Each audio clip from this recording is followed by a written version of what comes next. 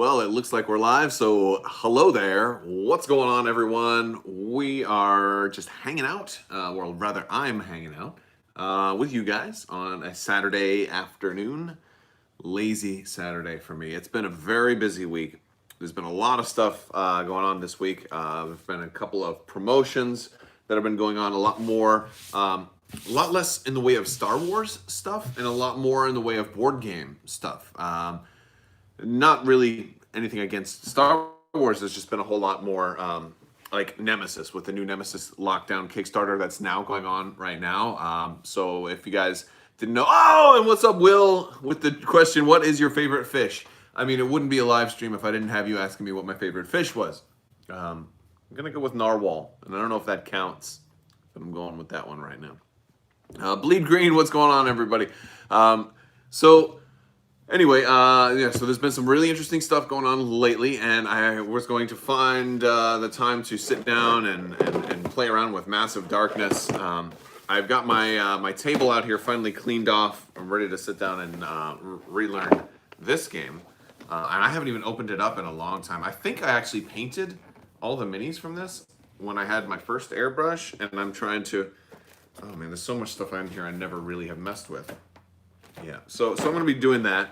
I'm going to be kind of looking through because, I mean, for a big reason, apparently Massive Darkness is coming back to Kickstarter.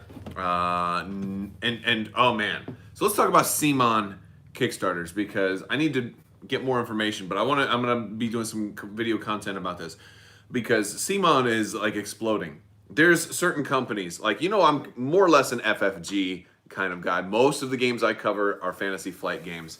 Because they're Star Wars and things that we love, right? I don't really cover a whole lot of Star Trek games. I'm also a Trekkie. I'm a super geek, right? But there's not really that many good Star Trek games. There's very few. And so I really am a sucker for things from my childhood. And my favorite IP of all time is probably Thundercats. Maybe Star Wars, probably. Star Wars and Star Trek both really, really up there.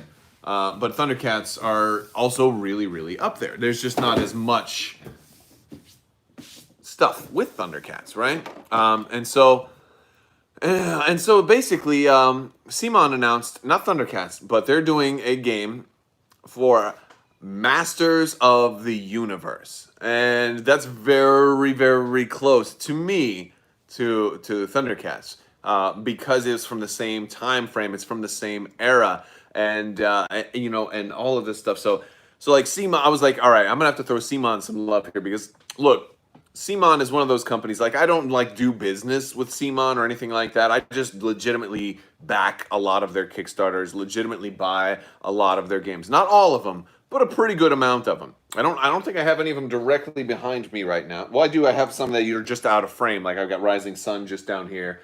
Got Blood Rage just over there. Got Zombicide Black Plague over there. Regular classic Zombicide over there. And Massive Darkness right in front of me. Got CMON games out the wazoo, right? And they're good. And they're great. And they have cool minis. And so that's why I love them, right? But man, Masters of the Universe is really cool. So they've got that coming out, and so I'm gonna have to learn more about that, because I want to talk about that, because that's exciting. Because for me, it's like, hey, if they're doing 80s cartoons, Masters of the Universe obviously is one of the top cartoons from the 80s. But there's other cartoons that also have a place in the world of doing Masters of the Universe stuff. Primarily Thundercats and Silverhawks. Those are the big two for me. Now, I'm a much bigger fan of Thundercats. Silverhawks to a much lesser extent. I mean, they had some of the same voice actors, kind of crossover for both, like Mumra and Monstar were the same voice actors. A lot of the bloopers are flip-flopped and stuff. It's like, I think it's like the same crew did both. So, but that would be super cool. But yeah, and Transformers too. Transformers is already popular because they had all the movies and stuff. Now Masters of the Universe is coming back. That much is really cool, because Kevin Smith's doing the Masters of the Universe show. I think it's a Netflix show. I'm not 100% sure, but yeah. So like all of this stuff is coming back. It's just a really exciting time. So that's been cool news. I was also approached by Awaken Realms to do a Nemesis lockdown video, and so that much is super exciting too. By the way, if any of you guys are checking out the Nemesis Lockdown video, their part 2 is available. I've got like 10,000 views for the part 1, or not 10,000, maybe 8,000. I got a lot of views for part 1, and I've got like, I don't know, man, like 40 views or 100 views for part 2. I don't think a lot of people know that part 2 is out there, because I made the mistake of sharing it into the Nemesis Facebook group like 25 minutes before the Kickstarter launched. So nobody was interested in watching another hour-long video. They were mashing F5 trying to get into the Kickstarter, and then it got drowned out by the comments. I don't want to share it again, because then at a certain point you're like repeat posting self-promotion or whatever. So if you guys do see part 2, if you want to share it in the Nemesis Facebook group, you're certainly more than welcome to do that. But I kind of don't think I should do it at this point. Like, I'll share some stuff one time, but I don't want to spam. And nobody saw it, apparently, because it didn't even get, it didn't get any comments or likes or anything like that. So, so that's, well, I think it did get one, but that was a friend of mine who probably saw it. So, but yeah, so that much is, especially compared to the first video's amount of, and granted, I guess I expected there would be more views on the first video, because that actually has the rules, where Martin is teaching us the rules for it, but I left it on quite a cliffhanger, and actually the ending is pretty cool. Like, and that's one beautiful thing about games of Nemesis, the ending can be quite interesting. I thought I thought I had a really interesting ending for that game of Nemesis. So definitely check out part 2 if you've got an hour to kill, because we get to see some more interesting things happen with power and some of the new mechanics for Lockdown. Yeah, it's fun. That's going to be a really fun game. A lot of people aren't like sure about that one, because Lockdown is a standalone game. So if any of you guys are familiar, and I know I'm talking a lot about Nemesis right now. Again, Nemesis, one of my favorite games. I've got it behind me here. I can understand there being some, because it's not cheap. It's not a cheap game, and like people are saying, well, if you're going to have the base game, why not just make Lockdown an expansion?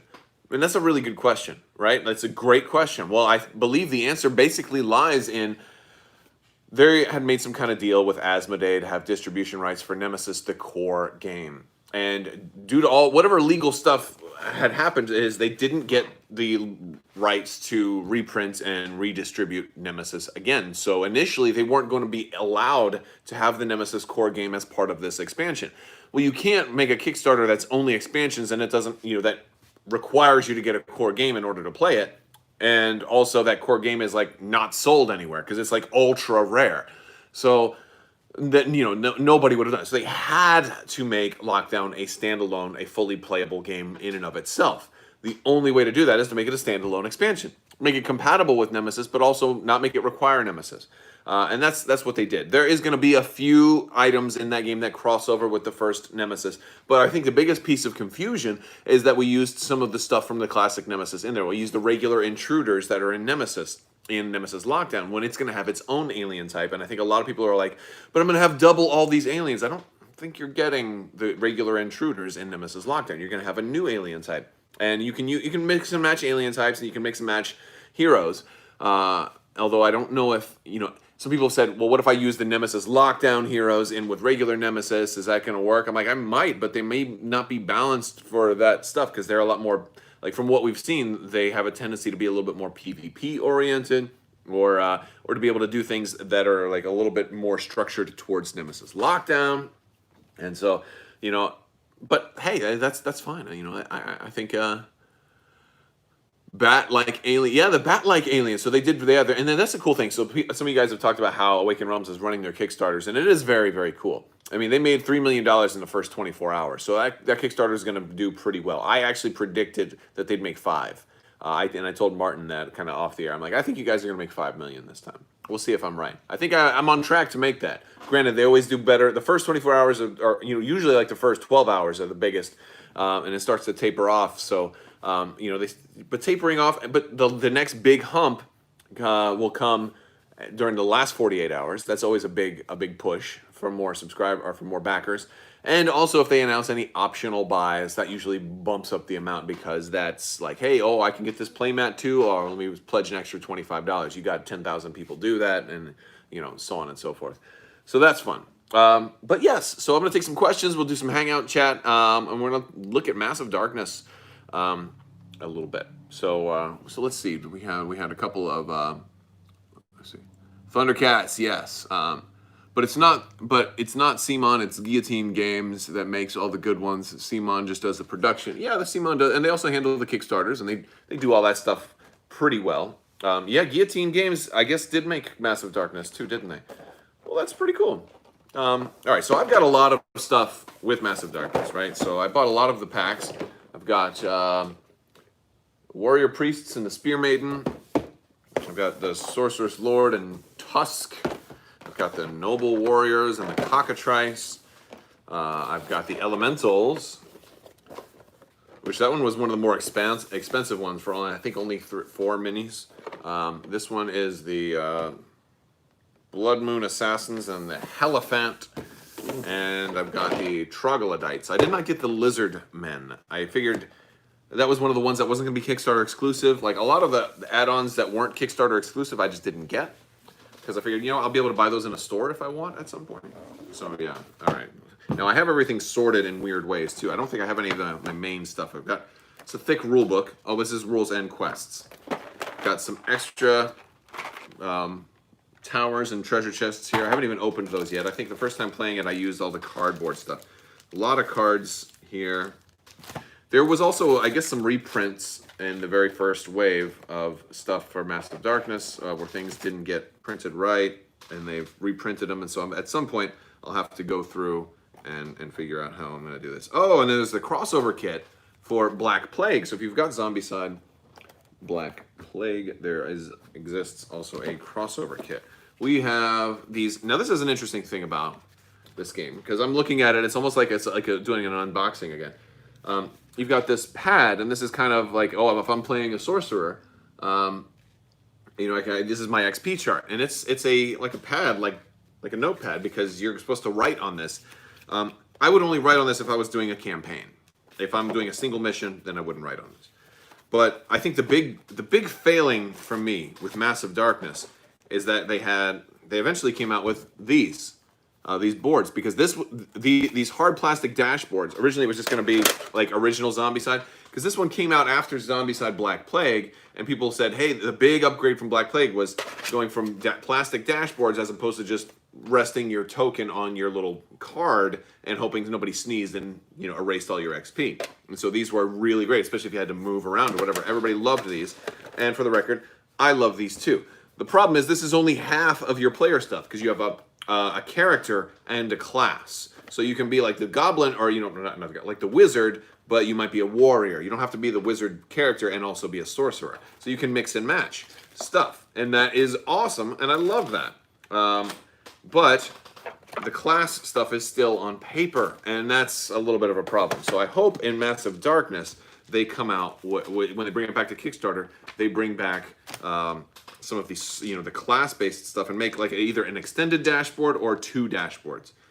We've got all of our dice, and we got a nice little velvet dice bag. Let's see what kind of dice we have here. We've got red, green, yellow, and blue. Okay. Oh, it's red and yellow are the offensive, and green and blue are the defensive. That's right. That is right. Let's see. We've got our, much like Zombicide, we've got cardboard tokens, and I got the extra set of those because there was also the crystal and lava tokens, so you can do even more. Let's see. I haven't opened those yet. Oh yeah, those are still sealed. All right. And then we've got little cards. We got a lot of little cards. We got treasures, tiers 1 through 5, random loot, and the whole treasure aspect is also really cool.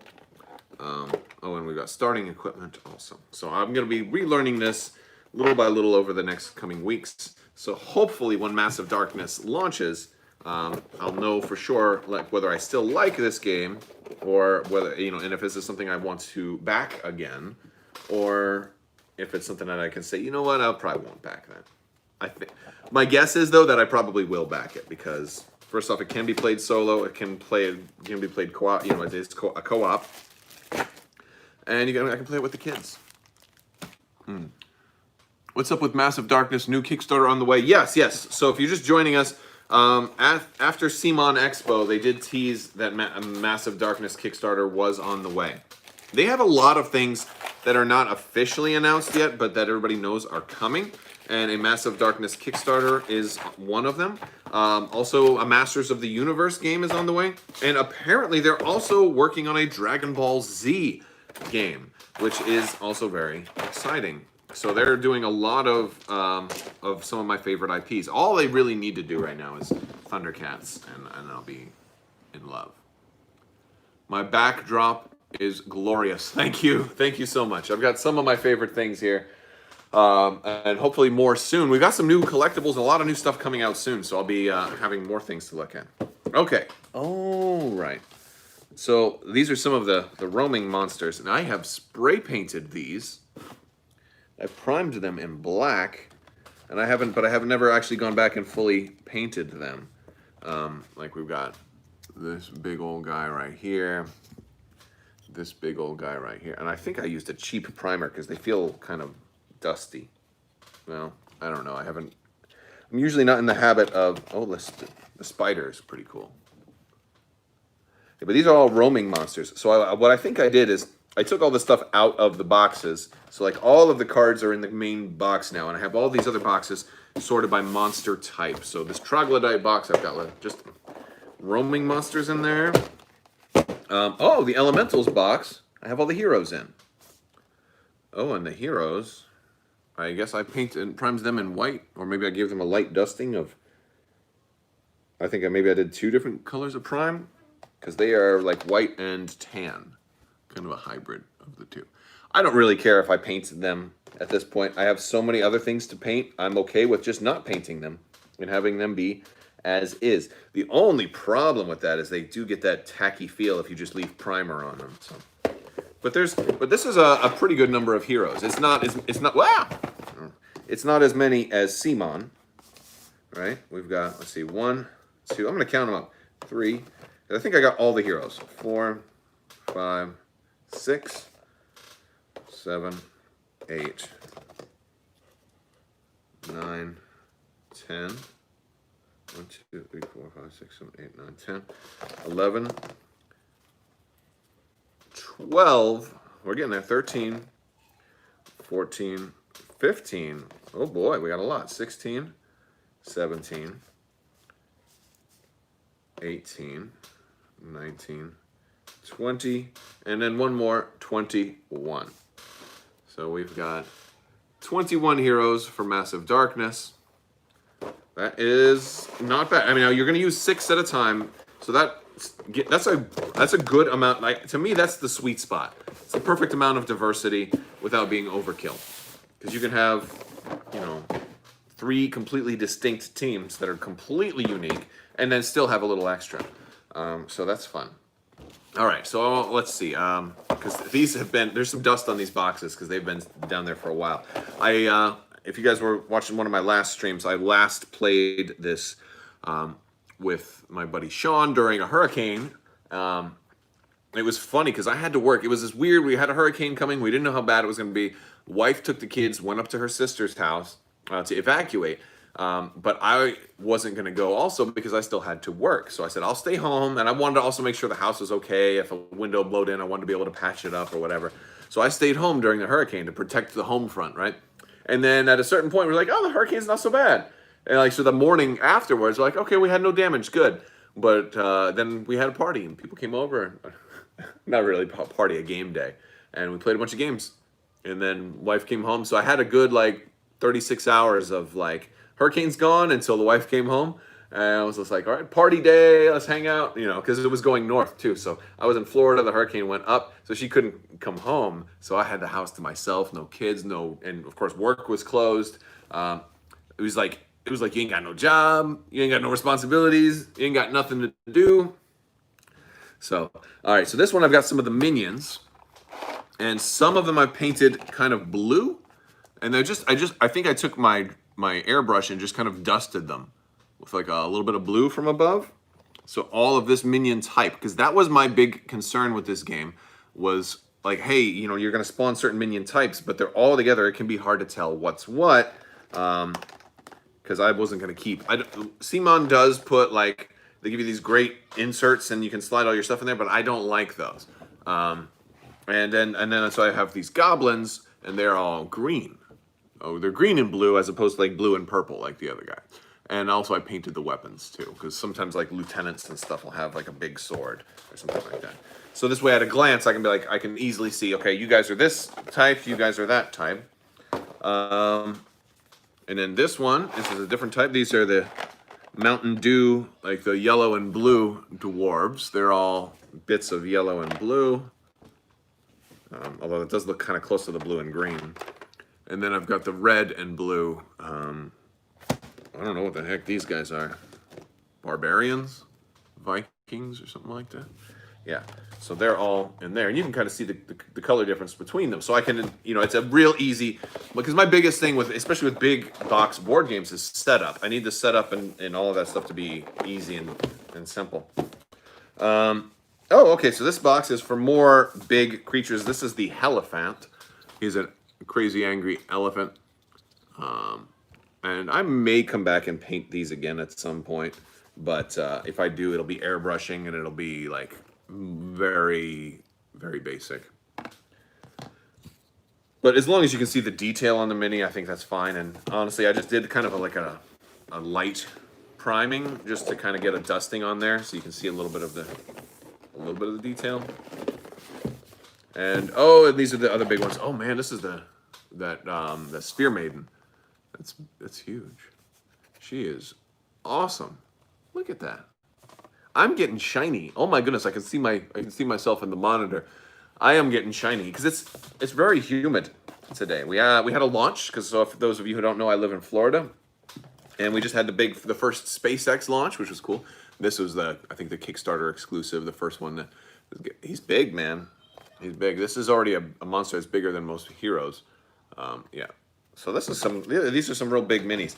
And these are all monsters, and they can all come out in a game, potentially. So that's the other thing that's really cool about Massive Darkness. The human-like enemies are the troglodytes. That's what I thought. So I think the only thing I don't have is the lizard men for this game. But it's a lot of stuff. It's all of this, and all of this. And that's a lot of game to hold on to. And not play. So that's why I'm going to be relearning it. Did you guys see the new X-Wing system? The X-Wing solo AI system that they're coming out with. I put out a video about that last night. That looks like it's going to be interesting. I'm not sure how I feel about it just yet. Can they be used for D&D? Absolutely. That's one of the draws to a CMON game, is even if you don't like the minis, or even if you don't like the gameplay, you get the minis. Yeah, they can. These are and Massive Darkness is perfect for that. So that's absolutely there. Let's see what we got. Looking forward to a remake of Massive Darkness, not necessarily an expansion. Well, it might be a little bit of both. What I imagine they'll do is something like they did with Zombicide. I mean, it may be just a whole Massive Darkness Season 2, maybe a whole different thing. And that's why I want to make sure I have the gameplay down. Because if it's just an expansion, I can justify, hey, I'm just going to get the expansion because I'm a completionist. And I want to have all the old stuff too. But if it's like a Massive Darkness Season 2, and now it's in space, and it's a whole different game, I might pass, because I'm like, I still haven't even played the first Massive Darkness. I don't need Massive Darkness in space, right? I don't know. Granted, I do have all the LV-427 terrain, which really lends itself to, those type of games. What to buy first, Armada or X-Wing? I don't know. That's a tough one. Armada, because that's my favorite game. But wait for the Clone Wars to come out, so we'll know more. A lot of people are asking me more about Armada videos and stuff, and like what to buy first. And honestly, I want to wait until the Clone Wars information comes out. Barry, hey Barry, how you doing? Barry asks, have I seen the new Star Wars Black Series stuff? I have. I'm really excited that we're getting Zeb for the Star Wars Black Series. I may actually buy that one, but I'll probably wait until I see it in a store. I stopped collecting Star Wars Black Series primarily because I just don't have the room anymore. When I started getting big collectibles, I very quickly ran out of room to set up all my figures, and so yeah, I've got a big tub of, until maybe if I get a new house someday and a lot more shelves or something like that. But I've got a small house, and that's why I record in the garage and sweat my butt off. And it's getting to be summertime, which is making it much harder to do in Florida. You can see that I'm shiny right now. I've got sweat all over me, and I'm probably starting to get kind of stinky. So it's a good thing that live video doesn't have live stink, because I probably smell like a big bag of Crabbok. All right. Anyway, so let's see. Yeah, it's hard because you want to get, like, I wanted to get everything for the Black Series, and up until, I don't know, I think Force Awakens stuff started coming out. I picked up a couple of no, I think it was when the Last Jedi stuff came out. That's when I stopped buying everything. I was just like, I just can't, and so I got a few more things after that, and then just stopped altogether. And I said, I can't anymore. I think one of the last things I got was like Lando and Skiffguard, and then like Hoth Leia. I mean, they started redoing the faces and making them really good, but I'm not rebuying all that other stuff. And I certainly don't care about the new packaging at all, because I'm not saving the packaging. I want to stand them up and pose them and articulate them and all of that stuff. And I just don't have time for that anymore. I would come out here and spend hours just posing them. But now, I mean, I'm doing daily videos now. I don't have time to do that stuff anymore. I'm always working on videos. So yeah, it's been a real busy couple of, it's been a busy couple of weeks. Also, if you guys saw my video this morning, I've got Unmatched here behind me. Unmatched, folks.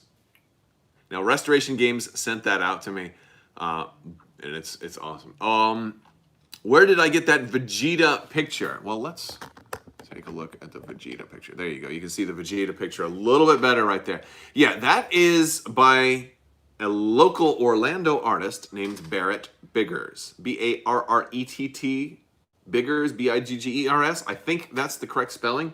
Barrett makes amazing art, and this one is not stolen. I actually purchased it from him, and he signed it, and it's on a high quality print, and it looks amazing. And I also think it's important to support artists that you like, especially if you can. Now, I had downloaded it digitally and had it as my wallpaper for a little. He also does a Goku as well. I don't have room for another painting, but yeah, I love that Vegeta. That's just so awesome. So yeah, and it's also one of the reasons I have very limited storage, because I could put a taller bookshelf here, but I'd be hiding that awesome Vegeta picture, and I just don't have room. I need a studio. I need to actually like a place to record, a more proper place to record. So yes, yeah, Barrett Biggers. I haven't talked to him lately, so I don't know. I mean, we're not like friends, but I've talked to him at conventions and stuff like that, and ordered from him. But yeah, and I also said like, hey, is it okay if I use this painting in the background of some of my videos? You'll get extra attention that way. And he said, sure. And sure enough, it comes up from time to time. So yeah, Barrett's cool. But yes, let's see, what else is new? We did Expansive Universe, that came out. We got a winner for that on Twitter. So that'll be shipping out this week. And let's see what else is new. Yeah, a lot of this Kickstarter stuff. I'm really excited about Nemesis Lockdown, to see what happens there. And I like the way that they're doing the stretch goals too, because normally, like we see CMON and a lot of places doing, hey, if we raise this amount, we'll get to stretch goals. If we raise this amount, we'll get to stretch goals. And it's always under like this illusion that the stretch goals are predetermined. If we make 500,000, we'll unlock this. Well, they made 3 million instantly. So it's hard to do stretch goals when you're going to make 3 million and then stop, or 4 million and then stop. So they just said, you know what, we know we're going to get this many, and if we don't, then we'll address it. But if, so every like 2 days, they're announcing more stretch goals. So this way you keep getting the hype. And honestly, that works. Plus, they're taking player feedback. Hey, what do you guys want? Please let them know you want to see a martial artist with nunchucks. You can even say it was Crabbok's idea, but if you like it, say like, hey, +1 for Crabbok's nunchuck character idea. Like, that'd be pretty cool, Of course, unless you think that'd be dumb. But I do think it'd be pretty cool to have a melee character in Nemesis. I think it'd be a really cool idea, because Melee is something you run out of weapons. Melee would be a really cool option of a character. Doesn't have ammo, and the weapon probably wouldn't be the best, but they wouldn't run out of ammo, right? They would probably have like they could only do 1 damage maximum. They couldn't get that that direct that double damage, but maybe they can only do 1 damage, but they don't take a contamination card when they hit with it. So it's like that sounds like a really awesome idea. You would treat it almost like a ranged attack. You would treat it like a normal weapon because it's a melee. You're punching with your fists. So if you're using the weapon, nunchucks, you don't. That's my idea. I think it's a good idea. I think if they do a melee weapon, it's probably more likely to be a katana or a sword, but nunchucks should be a version, or at least an item card in the item deck. At least, right? So that's my idea. I mean, they didn't pay me to make the video. I did the video like on short notice too. So like I don't know if that's too much to ask, because usually I charge to do Kickstarter coverage for people or whatever. But because it was Awakened Realms and it's my favorite game, or at least one of my favorite games of all time, I said okay, I'll do it. And also I got to play Nemesis Lockdown with Martin from Awakened Realms, and got to have him teach me the game. So I'm like, all right, sure. So that's usually how that goes. But it was also really rushed. It was short notice. So, all right, let's see. What else is going on? I think I've kind of run out of things to talk about for right now. So I'm going to go inside and kind of cool off a little bit. So Massive Darkness looks like a lot of fun. I'm reinforced. I'm leaving it out. I'm going to be playing it. There may be some more video content on that coming soon. Also, I want to ask you guys some questions because I was looking at the possibility of like ramping up like t-shirt stuff, because my t-shirts don't sell. People don't really buy my t-shirts, and I get that. Like it was just an experiment. I sell some of the face shields, the face masks, the gator necks. I sell those. People are buying those. People like the Darth Vader one, the Crab Vader one. People like the Ahsoka one and the Boba Fett one. So I may work on doing more of those, but I don't sell t-shirts. So like, I guess so I've been thinking about like, well, what would be like, is that something that I should consider? Because there's a lot of work that goes into like creating t-shirts, maybe hiring a graphic artist, and getting a t-shirt company to print and stuff. And is there even enough demand for that? And all of that kind of stuff. So that's one of the things that I'm really curious about. And like, is there stuff like, I was thinking like, well, like if I was going to come up with some like designs that are specific, because like designs that are specific for me are one thing, but I tried to make stuff that was specific for the games that we played. But that's also risky because that if I sold a lot, I could get on notice. I mean, FFG could say, hey, you're using Armada stuff in your t-shirts and that's our game. So it was hard trying to come up with ideas. Now, granted, I took the photos of my own, ships and based the imagery off of that, modified it a little bit. And so I'm trying not to like steal anybody's copyright stuff. What in the world is that? Yeah, but I'm not a lawyer, and so I don't know all that stuff. So I think the safer way to go forward would be just to have something that's just completely unique and probably be about the channel rather than being about the games, right? And so like that's kind of one of those things that I was thinking about. So we're gonna see, but we'll see how it goes, and I will talk to you guys later. But yeah, let me know if there's like certain like t-shirt ideas that you guys really want to see. If there's a demand that I'm just missing, I'd love to be able to step in and try and fill that. All right, guys, I will talk to you guys later. I want to thank you so much, and as always, have a great day. See ya.